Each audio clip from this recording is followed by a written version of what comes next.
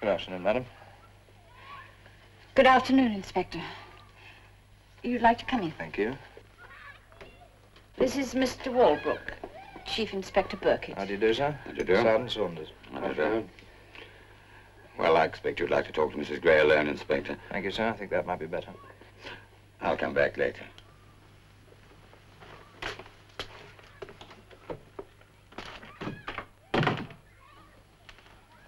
Do sit down, Inspector. Thank you. Mrs. Gray, I know this is very distressing for you, but we have reason to believe that your daughter took drugs. Did you know about it? Yes, I did. It was a terrible thing. Yeah. I understand she became pregnant at school and had an operation. She must have had one. I've never known for certain. Surely you knew what happened to her. I brought her to London, Inspector. But she ran away the day after we arrived. I traced her 3 times and brought her home. But it was useless. At 16? At 16, Inspector, she looked 22. And she was without moral scruples of any kind. Perhaps I failed her. Perhaps the loss of her father in the war. Do you know who was responsible for her pregnancy? He was the man I was going to marry. Do you know where he is now? He killed himself.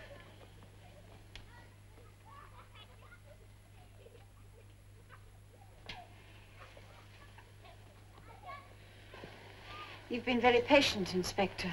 That's all. And very kind. Thank you. Bye.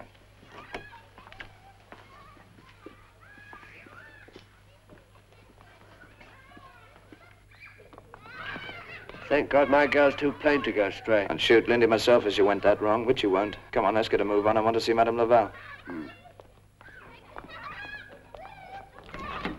I am Miss Klein, Madame's housekeeper. Something has happened to her? Not so far as we know. When did you last see her? Not since last evening. She did not come home last night. Have you been with her long? For many years. I was her dresser in the theater. Oh. Has she ever stayed away from home before, without your knowing? Madame is not very conventional. She does strange things, but that is not my business. She has had much suffering. Yes, I know about the voice. You do? The operation. Oh, Madame will be very surprised. She feels that she is entirely forgotten. Well, far from it. I've always been very sorry that I've never heard her sing. Then you shall hear her. Come with me. This is her salon, her sanctuary. Please? I think I'll just hang on out here, sir. Come on, Saunders. It'll do you good.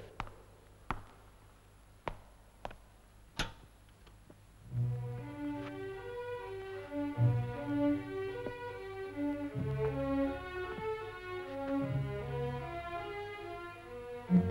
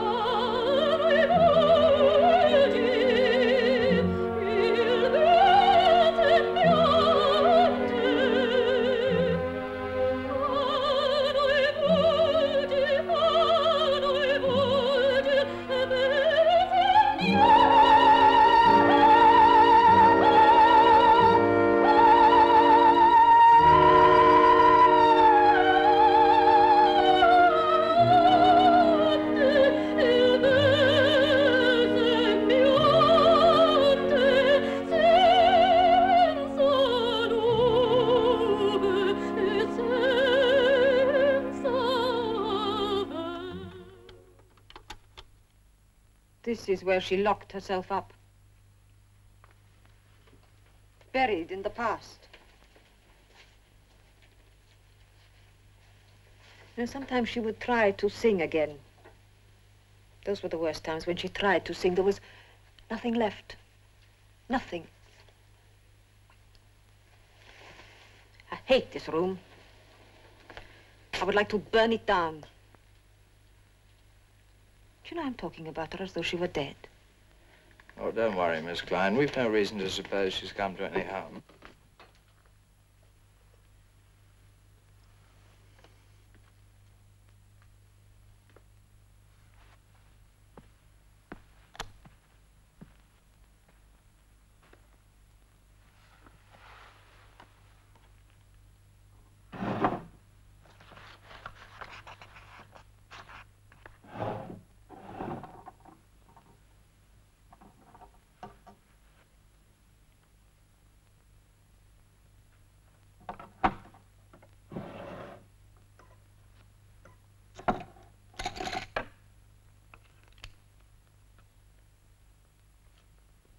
Miss Klein, did Madame Laval take drugs? I have to know the truth. When the operation on her throat failed, she started to drink. Then she took to drugs. She felt she had nothing left. Miss Klein, I've got to search this house. I haven't got a warrant. It'll take time to get one. You want me to wait? No, you do what you have to do. I'm sure you want to help her. Thank you. All right, Saunders, turn it over. Excuse me, miss.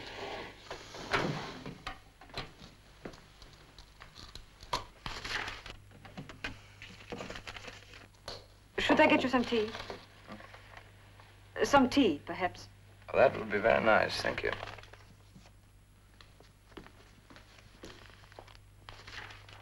She's fond of herself, isn't she?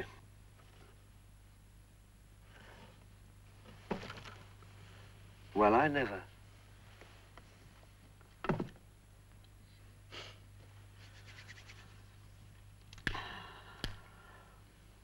What are you doing in your spare time?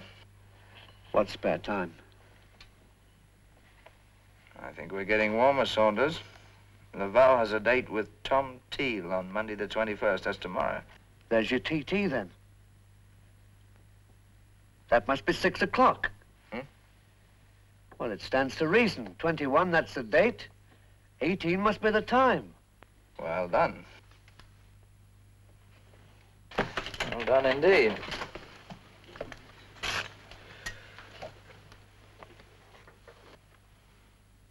Reefers.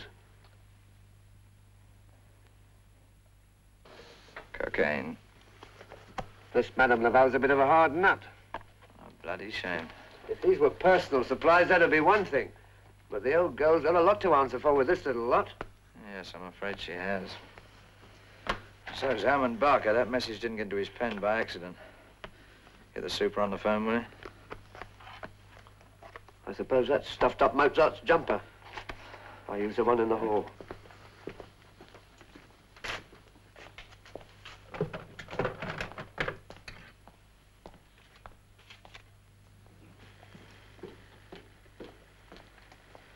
Well, thank you very much. Allow me to help you, huh? Thank you. Do you have milk or lemon? Milk for me, please. You know who this is? Oh, yes, that's William Lamotte. Madame has loved him for years. Thank you. And what about him? He was devoted to her while she was a big star. I followed her all over the world. Hmm? Then when she was finished, Do they ever meet now? sometimes. And then Madame is like a girl again. Does Madame have many friends, many visitors? No, not many. Not now. But that poor girl that was murdered, she used to come here.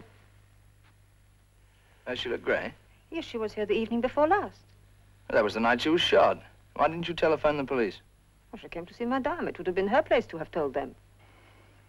How often did she come here? Oh, she came every Wednesday.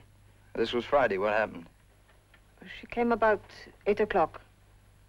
I heard her on the telephone. She was arranging to meet someone later. Now, Miss Klein, this is very important. Have you any idea who she was talking to? And I think she said Phil or Philippe or something like that. Phil? When did she leave? About an hour later. Thank you, Miss Klein. You've been very helpful. Mr. Barker, sir?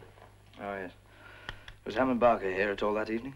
No, no one else at all. Well, just one last question, Miss Klein. Do you know anyone called Tom Teal? No, no one of that name has ever been here. Well, thank you again. Now, you must let me know the moment Madame Laval returns, or you have any news of her. Please, may I ask what you thought of her voice? Well, Miss Klein, it so happens that I'm very fond of opera. I thought it was quite beautiful.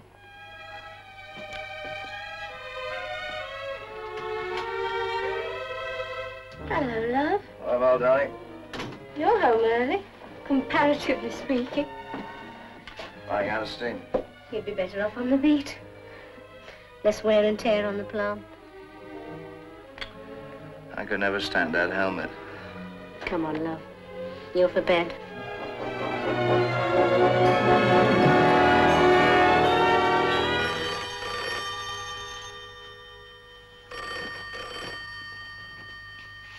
Yeah.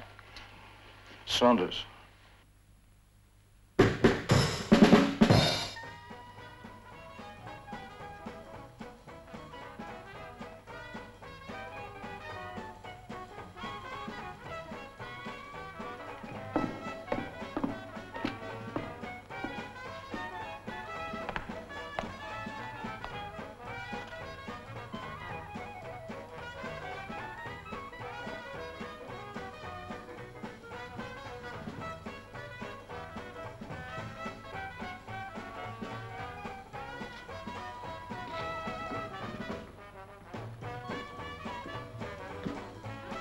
Carter? Sergeant Carter, sir. You were tailing Dane? Yes, sir. Put your hat on straight. Yes, sir. It's a jazz club, sir. I'm afraid we can't stop it. Some proper light on the scene, for God's sake.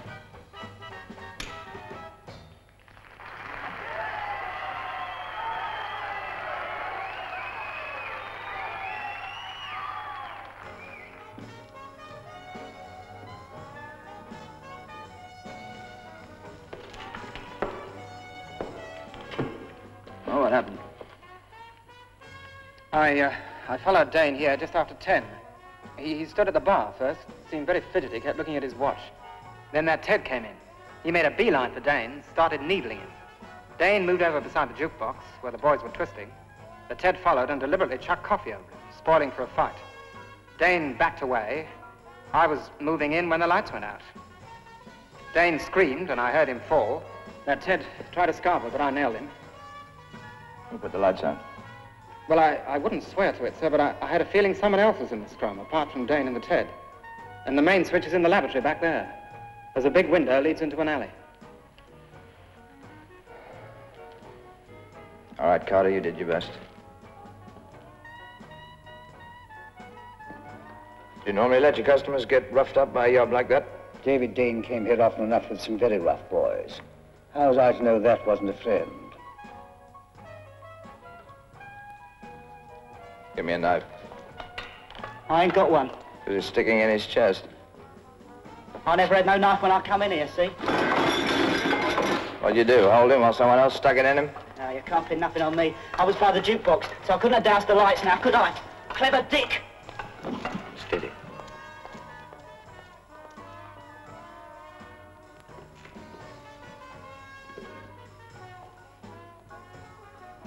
Tell Carter to get this lot down to the station. Cowboy. Not him.